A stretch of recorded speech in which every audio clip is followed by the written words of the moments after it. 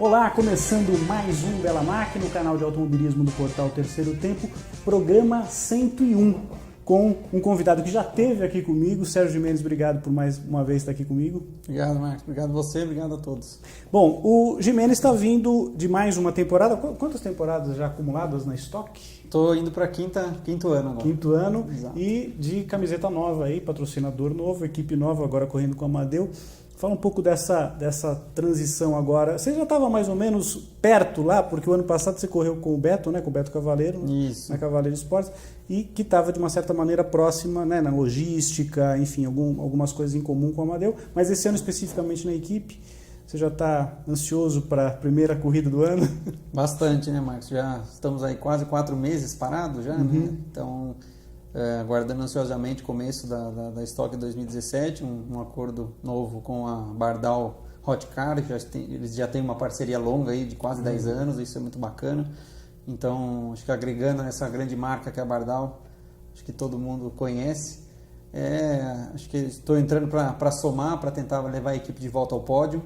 Então vamos tentar fazer um bom trabalho nesse sentido. O Amadeu está muito animado, está com uma estrutura muito bacana, mecânicos de longa data, isso é muito importante, a gente sabe, devido ao pouco tempo que nós temos na pista. Claro. Né? Então eu acho não que... tem pré-temporada. Em Fórmula 1, por exemplo, os caras ficam... É pouco, mas de qualquer maneira mas ficam 4 treino. dias, 2 sessões de manhã e à tarde, depois mais 4. Isso, MotoGP também testaram longamente esse ano, né, Serginho? Isso aí nós na Stock não temos, devido a custo, faz parte, claro, né? Quem sabe quando dá uma melhorada no país em geral a gente consiga agregar a isso, mas então é muito importante essa afinidade, tem ido na oficina quase toda semana, conversando com o Amadeu, né? Para a gente poder, eu acho que com a experiência que ele tem e aproveitando que eu já estou no quinto ano, conheço pista, conheço o carro, vou chegar já andando onde tem que andar de limite, né? E aí, claro, a gente buscar o que precisa melhorar no carro, precisa melhorar nesse setup, para a gente poder crescer e buscar o objetivo final, que é andar bem, primeiramente, né? Passo a passo, depois pódio e sempre estar brigando pela vitória. Uma curiosidade que muita gente pode ter, Sérgio, é a questão desse tempo parado, né? Porque, por exemplo, um atleta de maneira geral, um jogador de futebol, né? Nós estamos num site de futebol, né? Sim. Enfim, eu tenho aqui, eu não sei como eu consigo ter um espaço de automobilismo, né? Mas enfim, estamos aí. 101 já, hein? Pois é, tá vendo? A coisa não é brincadeira, né? Mas enfim, o jogador de futebol ele não pode ficar esse tempo todo parado, né? E tal.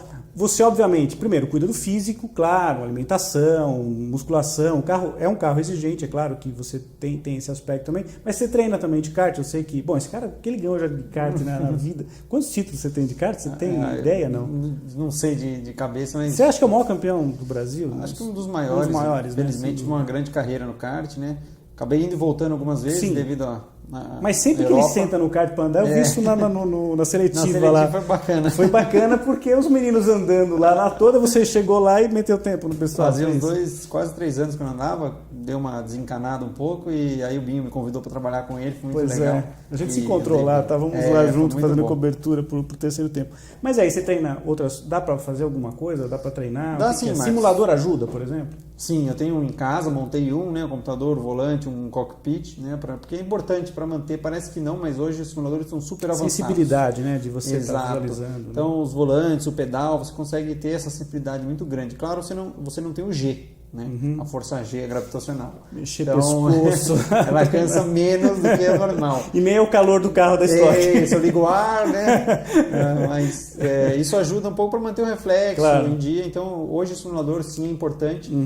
Não adianta eu também sentar e ficar andando em Goiânia, que eu conheço já de olho fechado. Mas para você voltar e dar aquelas 10, 15 voltas para, é aqui mesmo, né? Você chega um pouco afiado. O kart é importante para manter reflexo. E fisicamente tem que se manter, as corridas vão aumentar esse ano, né, de tempo, na verdade 2 corridas de 40 minutos, então eu tenho treinamentos de musculação e corrida, eu estou com um patrocinador também que é a HT Pro, que é nutrição esportiva, o que ajuda bastante, o pessoal está desenvolvendo coisas para esse faz tipo diferença, né? Você ter algum suporte nessa área, né, alimentar e de energéticos, isso tudo acaba sendo legal. Sim, né? Ajuda muito porque o corpo humano ele tem um limite, né? E aí você tem essa ajuda para você conseguir se desenvolver e estar melhor, tudo dentro, né, do padrão, ou seja, sem ter problemas de doping, tudo isso. Então são produtos que são específicos para isso, aprovados, que a gente pode usar né? E só te ajuda na performance para você estar mais atento e conseguir se condicionar melhor. Então, eu acho que tem me ajudado bastante também a HT Pro me dando essa força, e tem que manter, né? Tem que ficar sempre a atividade para poder chegar bem, já que o calor dentro do carro é enorme, né? Um negócio... Você usa aquele sistema, aquela uso. Às vezes tem corridas que sim, corridas que não. Tem uma né? serpentina, uma mini serpentina. Uma camisa né? que ela é anti-chama, né? A gente anti-chama, e ela tem essa serpentina que fica ligada num como se fosse uma geladeira, geladeirinha, né? Uma geladeirinha. E ela funciona nos 20 primeiros minutos, né? E depois o gelo derrete. É verdade. E aí não segura, né? Não tem jeito. Então, mas ela ajuda a refrescar um pouco, pelo menos o corpo fica mais... consegue pensar melhor, né, durante a corrida. Agora, você esse ano vai ter como companheiro de equipe um piloto bem jovem, né? O Guga Lima, né? 20 anos. Você está com 32. Como é que é você... Porque assim, a troca de informação dentro da equipe, obviamente, sim, né? Sim. E é importante que haja, porque com certeza. É fundamental. Quando você tem um piloto mais experiente e um mais jovem, como é que fica isso? Explica para o pessoal poder entender, porque é claro que você tem uma bagagem muito maior do que um piloto de 20 anos de idade. Claro. Como é que fica isso daí, Serginho? Eu vou ser acabar sendo uma espécie de mentor, né? Ou seja, ele aproveitar ao máximo estar ao meu lado para conseguir crescer e quem sabe, por que não, pouco tempo dentro do próprio ano, né? Ele está indo para o segundo ano, eu acredito. E ele conseguir me ajudar em termos de ter velocidade para a gente poder trocar a volta e analisar alguns lugares que pode somar, né? Claro. Eu venho trabalhando com jovens pilotos já há algum tempo, dando coach. Ano passado você trabalhou com o Rodrigo Batista, né? Que já é um fiz 2 anos com o Rodrigo, né? Foram os 2 últimos anos, Eu fiz coach com ele, primeiramente Fórmula 3 e marcas, né? O ano passado eu tive a felicidade de correr com ele. Isso foi muito bacana, porque consegui formando ele, né? Então passando ao máximo que dava, e a gente pôde juntos estar correndo ano passado na Blancpain. Fizemos 24 horas, enfim, para ele foi muito bacana, esse ano ele está nos Estados Unidos. Né? Então eu acho que ele tem que... Quando eu era novo, eu tentava aproveitar ao máximo dos mais experientes. Então é o que eu digo para eles. Você teve algum, entre aspas, professor aí, alguém que te deu mostrou alguns caminhos das pedras assim? Ou você era meio no visual, deixa eu ver onde está fazendo? Você chegou a ter algum companheiro de equipe com uma idade muito mais avançada que a tua em algum momento ou não? Não, nunca tive um companheiro muito uma diferença longe, né? Mas quando eu entrei no turismo, por exemplo, vindo Fórmula, sim, né? É importante lembrar porque o Sérgio é um piloto que fez toda a carreira dele com monopostos, né? A ideia era chegar na Fórmula 1, mas a gente sabe a dificuldade e tudo, e eu acabei migrando pro turismo em 2009, né? Teu primeiro companheiro de equipe na Stock? Foi 2013, foi o Denis Navarro. Foi o Denis, que é um piloto, acho que mais ou menos da tua idade. Mais ou menos a minha idade. Ele é um pouquinho mais novo até que eu. Nós andamos juntos no começo da equipe CIMED, né? Mas eu nunca tive um piloto tão mais experiente, mas foi muito bacana para mim a experiência. Eu andei com o pessoal do Team Brasil, quando o Antônio Herman fez equipe na Europa, então eu tive a oportunidade de andar com o Kaká como companheiro, não só de equipe, como depois meu parceiro no mesmo carro, com o Valdeno, com o Zonta, com o Átila. Então, como a gente estava sempre no mesmo box e acaba se unindo cada vez mais, porque a gente era os únicos brasileiros, numa equipe brasileira, contra a macacada europeia. A gringaiada toda, né? A gente era o estranho, né? Então foi muito bacana, acho que dá para tirar um pouco a qualidade de cada um, né? E vocês formaram um Dream Team ali, exatamente, né? Era espetacular, realmente era muito legal de ver. Foi muito bom, então eu posso dizer que eu consegui tirar o melhor aí, um pouco de cada um, entender, aprender, né? Acho que você tem que tentar somar e crescendo, né? A ideia da vida é ser evoluindo, né? Lógico. Então, isso. Eu lembro até o Kaká gravou o 100º programa, a 100ª edição, ele falava um pouco sobre essa experiência que vocês tiveram lá no Blancpain, né? Correndo lá com a equipe BMW Brasil. E eu lembro de um dia que ele falou que você andou muito bem em Brands Hatch, ele tentou andar, teve alguma dificuldade e tal. Diz que o Valdeno era o rei de Brands Hatch, conseguiu andar super bem, bater todo mundo lá na ocasião. E foi uma retomada, né? Porque você tinha andado na Europa, nessas pistas que você andou, né? Também, né? Andei, eu fiz, como a gente falou, eu fiz carreira de Fórmula, então eu fiz a Fórmula Renault na Inglaterra, depois fiz Fórmula 3 espanhola, que também pegou algumas pistas de fora. E eu fiz algumas corridas de GT também, antes de estar no Team Brasil, fiz na antiga GT1, que é a Blancpain, né? Hoje. Que carro que você guiava na ocasião? Eu andei com uma Corvette e andei com uma Lamborghini. Então eu fiz 2, 3 corridas só, não fiz muitas provas. Só anda com carro ruim, assim. Eu até estava conversando esses dias com alguém, eu andei em muitos carros diferentes já. Legais não demais, só mais né? que o Zonta, que esse aí andou em tudo, mas andei em bastante coisa. Pisone também andou Pisone andou de carro, tudo né? também, né? Isso é muito bacana. Então, acho que dá para conseguir tirar um pouco de tudo isso. Dessas pistas todas que você revisitou aí, qual é aquela que você tinha mais saudade de andar e que você andou e que você gosta mais dessas pistas da Europa, Gimenez? Acho que a preferida, acho que dá Spa? mais 99% é Spa. Uma pista muito gostosa. Aliás, o Kaká me falou que você pegou chuva e neblina à noite. Foi. Né? Chuva, neblina, pneu slick. Nossa, eu falo assim, Spa é uma... Porque ele falou pra mim que ele adorou fazer as 24 horas, Sim, as 24 muito horas legal. de Spa. Foi eu e eu ele, o perguntei Fraga. exatamente isso pra ele, se ele tinha feito a noite. Ele falou, não, a encrenca, o osso ficou por Gimenez durante a noite. É outra dinâmica também, né? Sobe muito questão de tempo, por exemplo, entre...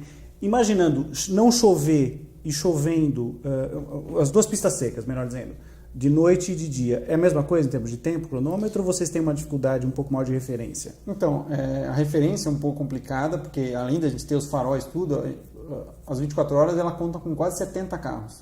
Então você tem farol para todo lado o tempo inteiro. Então quando você está rápido ou alguém você é atrapalhado, você tem um farol aqui como na estrada. Então fica te atrapalhando. Então você tem que concentrar muito para isso. Além de a pista estar super escura, não tem iluminação lá para o meio da floresta. Tá. Né? A questão da velocidade, quando o pneu está quente, você sai do box, está tudo quente, você é até mais rápido, porque a temperatura está bem fria, então o motor anda mais. Né? Só que quando você tem um safety car, o que acontece? A gente anda devagar. Quando anda devagar, a temperatura dos pneus faz assim, ó, puf, despenca. Muito mais do que durante o dia. Só que o pneu ele é feito para andar quente. O pneu ele é construído para andar a 90 graus, 100 graus, certo? Então a gente está com, 5 graus de temperatura de ar, a pista também 5, 10 graus. Safety car, o pneu cai para 15, 18, 20 graus.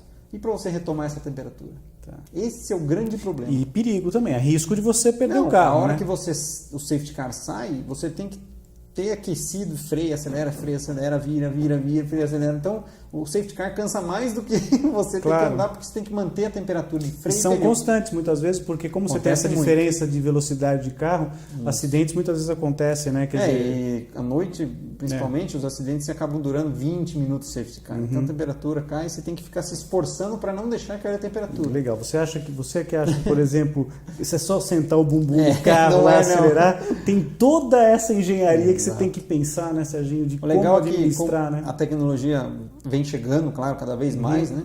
Então nós temos no dash, no painel do carro, nós temos as temperaturas dos pneus, né? Dos pneus. A que nível de sofisticação que você chegar? Só que olha lá, a gente tem o pneu, por exemplo, dianteiro esquerdo, nós temos 3 temperaturas, de fora, a do meio e a aqui de dentro. Então é legal que você está olhando o que está acontecendo.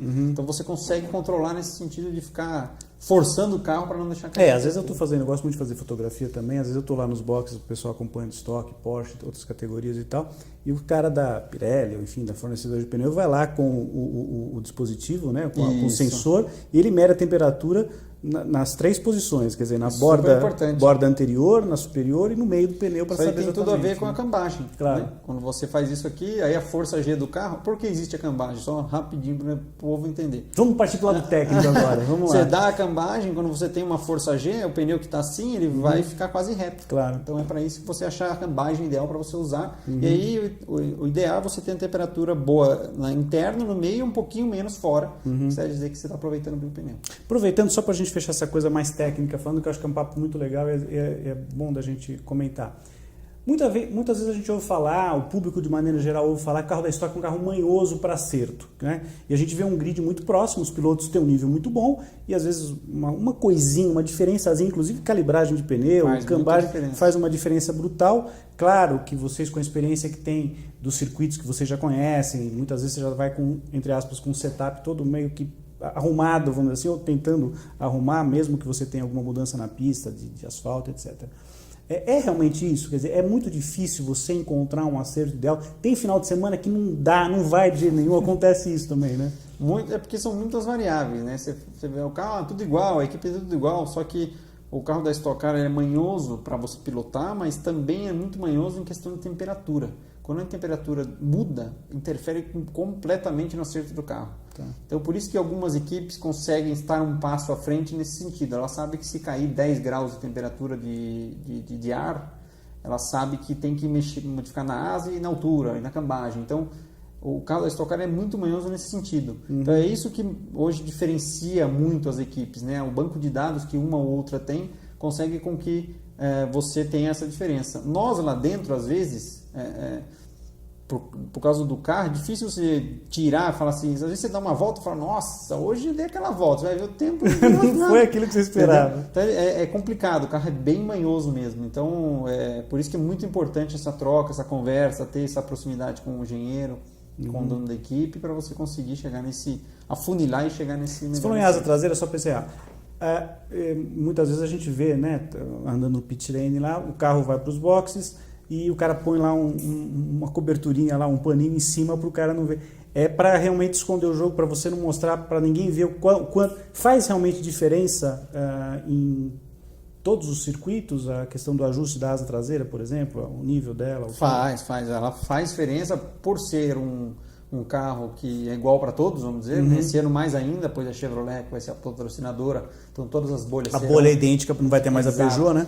Então, claro, todo mundo quer dar uma espiadinha daqui e dali. Só que, aí, de novo, cada carro está de um jeito o acerto. Então, às vezes, um carro está com, sei lá, 5 graus de asa, o cara fala, como é que ele consegue? Vou colocar no meu. E você não consegue guiar. Não vai, porque ele... é um monte de variável que chega naquele jeito dele andar com aquele grau de asa. Para aquela mola que ele está usando, para pressão de mola, para pressão... Mola, altura, cambagem. Até a mola hoje ela é bloqueada também. Não pode mexer. Não. Só que altura, cambagem, calibragem, então é amortecedor, uma série de coisas que faz com que você chegue naquele acerto daquele jeito. Falando em regulamento, para esse ano a gente teve algumas alterações. Você já comentou inicialmente, o Sérgio já falou da questão da corrida, que vai ter agora 40 minutos as duas baterias, né? Isso. Quer dizer, as corridas que tem rodada dupla, obviamente, que nós não vamos ter só a final, que vai ser pontuação dobrada, e a corrida do milhão. Esse ano não vamos ter a corrida de duplas, como vínhamos tendo, acho que nos 3 ou 4 últimos anos. Né? Então, a primeira etapa, que vai ser em Goiânia, já vai ser uma corrida de duplas com duração de 40 minutos cada bateria. E a segunda bateria vai ter uma pontuação um pouco maior. Depois tem outras coisas em relação a treinos, vou ter dividido em 3 partes e tal. Primeiro, em relação à pontuação e a duração. O que você achou dessa modificação? Eu achei positiva. Eu acho que a Stock ela teve que se reinventar, né, como todas as corridas de automobilismo. Então, ela de 2014, 15, 16, ela testou alguns formatos próximos, mas diferentes. Ainda bem que acabou o playoff, aquilo eu achava um absurdo. Lá atrás teve playoff, então ela sempre vem tentando achar a melhor maneira. E eu acho que esse ano eles pegaram esses últimos 3 anos que tivemos essas corridas duplas, né, que foi quando começou, para tentar achar um melhor formato. Então eles aumentaram a segunda corrida, eles de tempo, né, aumentaram a pontuação na segunda corrida, agora criaram as janelas de abastecimento nas 2 corridas. Então é uma tentativa para que se equalize e não fique também um pouco como o ano passado, ele acabava ficando 2 corridas muito diferentes, independentes, né? Um arriscava tudo para a primeira ou arriscava tudo para a segunda, né? Agora não, agora vai estar mais próximo, um pouco como foi 2014, que foi o primeiro ano, né? Que teve já era assim, mas era um pouco mais próximo. Então acho positivo, acho que tem que tentar tem que fazer. E a questão da janela que você estava me falando até antes de começar a gravação, o Sérgio estava falando comigo, vai haver de tal volta a tal volta, né, nesse intervalo que você vai ter que fazer obrigatoriamente a parada para abastecer o carro. Vai ser definido um regulamento particular dependendo da pista, né? Então vai ter o abastecimento obrigatório da volta 10 à volta 16, né? Então você pode escolher entre essas 6 voltas, 7 voltas, para você poder fazer a parada e fazer o abastecimento. O que vai diferenciar é quanto você vai colocar de combustível ou não, né? Para você, de repente, dar um salto para a primeira corrida, mas acaba que na segunda você vai ter que colocar mais combustível. Então, ainda vai ter um pouco de estratégia. Você pode ter certeza que o pessoal acha algum jeito de poder fazer algum jeito de estratégia diferente. E que é isso que é o bacana, né? Claro. As equipes que têm mais carros, esse ano nós vamos ter, por exemplo, a Cimeri vai ter 4 carros, a Eurofarma vai ter 3, né?